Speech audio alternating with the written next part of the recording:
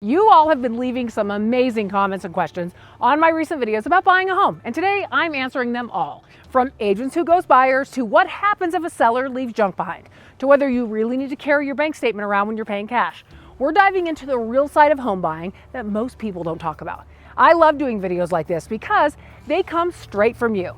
Real buyers, real stories, and real frustrations.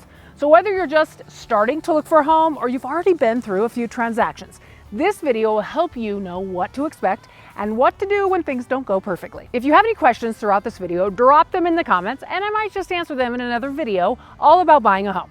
Let's get right into it. When the agent never calls you back. This one hit a nerve for a lot of people, and I totally get why. You find a house online, reach out to the agent that's listed, and then crickets. Here's the deal. The agent listed on Zillow or Realtor.com is not always a listing agent. Many times those are buyer's agents who paid for ad space. If you are calling one agent and they are not calling you back, that's a red flag. Now, technology doesn't always work how we want it to, and getting notifications through these apps can be hit or miss at times.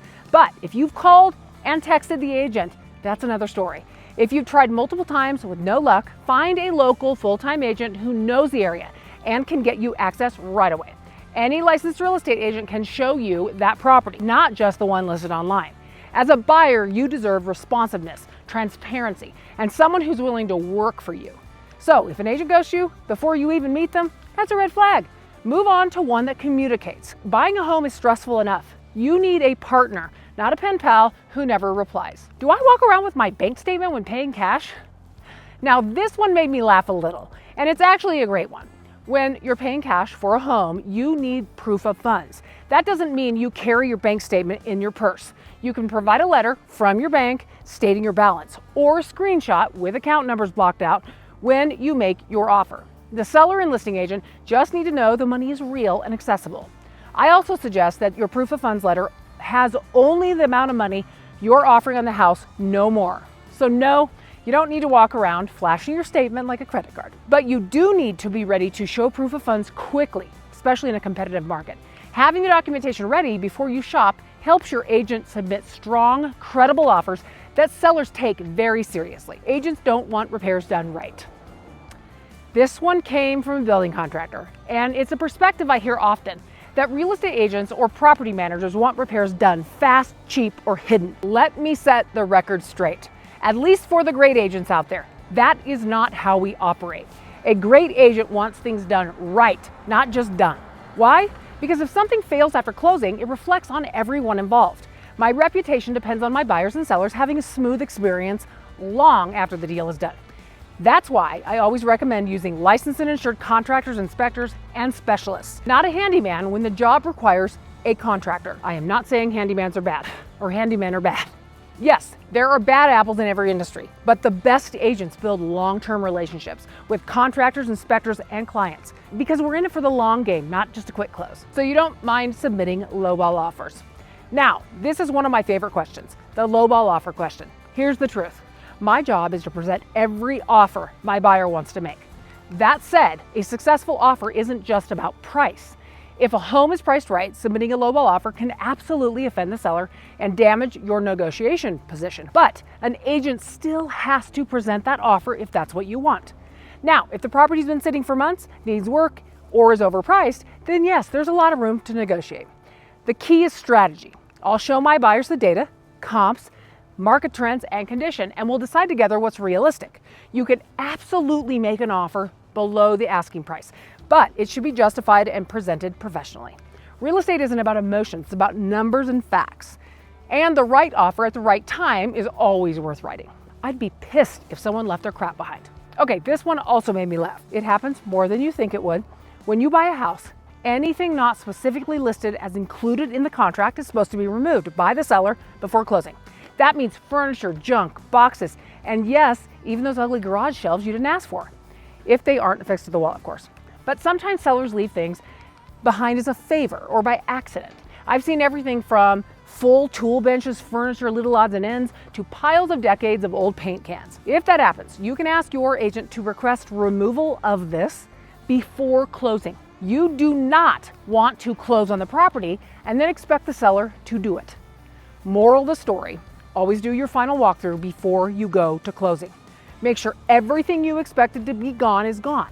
It's so much easier to fix issues before you sign the papers and the house keys and the money change hands. What if they say the fireplace works but it doesn't?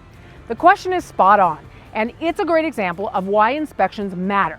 If a seller claims something is functional like the fireplace, furnace, or roof, but your inspector or chimney sweep says it's unsafe, that's an issue you can and should address before closing. You can negotiate for repairs, ask for a credit, or even walk away if the damage is serious enough.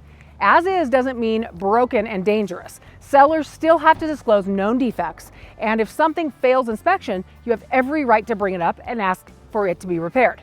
Stories like this is also why I don't suggest buying a house and waiving inspections. In Wyoming especially, it's smart to get a general home inspection than any other specific inspections to make sure you're completely comfortable buying that house. If you're buying in Wyoming, my recommended inspections at the very least are roof, general home inspection, sewer, and radon. And yes, it does have a small upfront cost, but I promise you, doing this small step can save you thousands or tens of thousands of dollars and a lot of stress later. I didn't do a walkthrough and I regret it. This one hurts my heart a little because it's such a tough lesson many buyers have to learn the hard way. Always, always, always do your final walkthrough. The walkthrough should be right before you go to the closing table. I'm talking 30 minutes before, not the night before. If you need to check the repairs are done, do that walkthrough a couple days before closing. This ensures there's no additional delays due to the repairs not being completed. Even if the house looks perfect at inspection, things can change between then and closing. Sellers might move out and accidentally damage something, leave old items behind, or fail to finish agreed upon repairs, or take items that are supposed to be left in the house. A walkthrough ensures the home is in the condition you expect and in the condition that it was when you wrote the offer. Turn on lights, flush toilets, test the heat and AC if you can, check the water heater, all of it. It takes 20 minutes and can save you thousands of dollars in surprises. We backed out after the inspection. This story was heartbreaking. They fell in love with a home that looked perfect, but the inspection revealed major hidden issues to a tune of $60,000 in repairs. This happens more than people realize. It's why I always tell buyers, you're not just buying a home, you're buying everything behind the walls too. If an inspection turns up serious problems, don't feel guilty about walking away. It's what inspections are for. You can fall in love with the property, but don't marry it until you've seen the inspection report. A great agent will help you evaluate the findings, get repair estimates, and help you make decisions that protects your finances, not just your feelings. Septic system, who handles what? This was a great back and forth in the comments, and it's an especially important point for rural buyers. If your home has a septic system and the inspection is done by a licensed septic company, not a plumber. A plumber handles internal water and waste lines. A septic company checks the tank, the drain fields, and the system function. I also suggest doing a sewer line camera from the house to the septic. This is often skipped by agents and buyers, and I'm here to tell you, the sewer line could be broken. If you skip this step, you could end up with a hefty bill for repairs, or worse, a health hazard you didn't see coming. So when you're under contract, always confirm septic, well, and radon inspections are not standard. You or your agent have to order them separately. Condo and mobile home fees. I group these together because they're all about hidden costs. Condo fees and lot rents can climb fast, sometimes doubling in under a decade. Before you buy, look at the HOA or park history of increases. Ask how they handle reserves, maintenance, and long-term expenses. If you're buying a mobile home, know that most banks won't lend on it unless it's on a permanent foundation and titled as real property. We are starting to see lending on mobile homes in mobile home parks. As one viewer perfectly said, it's called a mobile home for a reason. If your lot rent spikes and it's financially possible, sometimes moving it is the smartest move. However, sometimes it costs $5,000 or more to move a mobile home to a new location. Bottom line, never just budget for the mortgage, budget for every monthly cost that comes with it. Lawyer approved, wheel and deal. I had to include this one because it made me laugh. I always say, don't let the offer die on your lawn, whether you are a buyer or a seller. One of my favorite comments came from a lawyer who said, as a lawyer, I approve this message, wheel and deal. And honestly, that's the best summary of buying real estate I've ever heard. Negotiate, ask questions, double check everything, and surround yourself with professionals who care about your best interests. That's how you win in real estate. Buying a home isn't easy, and your comments prove it. You're dealing with ghosting agent, confusing rules, rising fees, and stressful surprises. But the good news is, when you're informed, you are the one in control. If you're thinking about moving to Wyoming, reach out to me. My team and I have time for you. We love talking with you, and we want to help you find the right community for your lifestyle. I'd love to hear any questions you have about buying a home in the comments.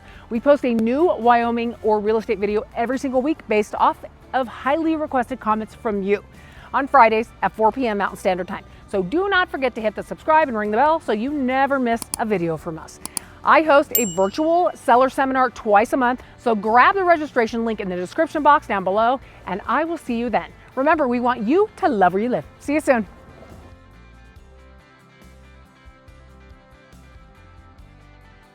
Okay, do I look okay? All right, let's do this. Rosie, don't be laughing. You all have been leaving some amazing comments and questions on my recent video. You all have been,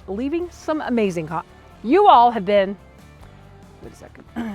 Real buyers, I can't breathe now. I'm gonna start over. Okay. Now, technology doesn't always work, but technology doesn't always work when we want it. And, oh my God. Okay. Somebody's coming.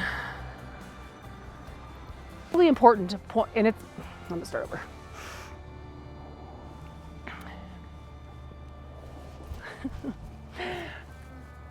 Okay.